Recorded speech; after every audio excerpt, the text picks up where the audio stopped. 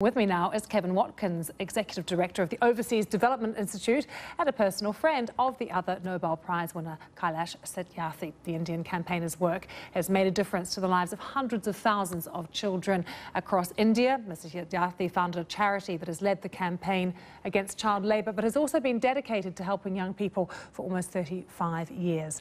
Kevin, thanks very much for being with us. You're a personal friend of his. What do you think his reaction would have been when he found out?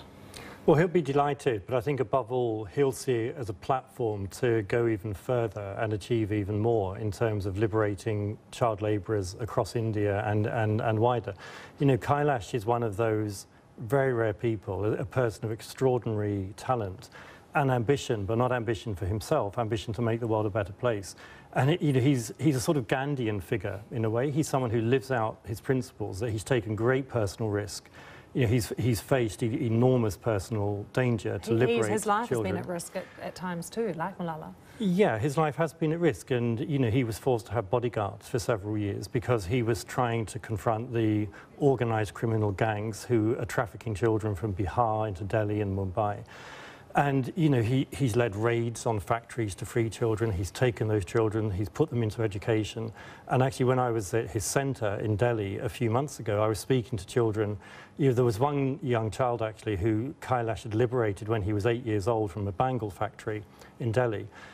This kid was about to enter the Delhi School of Economics, you know, one of the premier universities in India. Now, if you said, you know, what were the chances of a bonded labourer from Bihar who was kidnapped at the age of 8, trafficked into forced labour, ending up in the Delhi School of Economics, you would have said it was close to zero.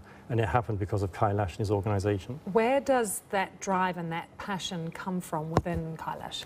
I think it comes from a sense of justice and universal values. And I think the great thing about both Malala and Kailash is that they stand for something really fundamental. And that's why their messages have such resonance. They, you know, they've taken great personal risk. It's a tribute to them that they've received this award. But it's also a challenge to their government because, you know, if the government of Pakistan had demonstrated Malala's resolve, Pakistan wouldn't have 6 million children out of school.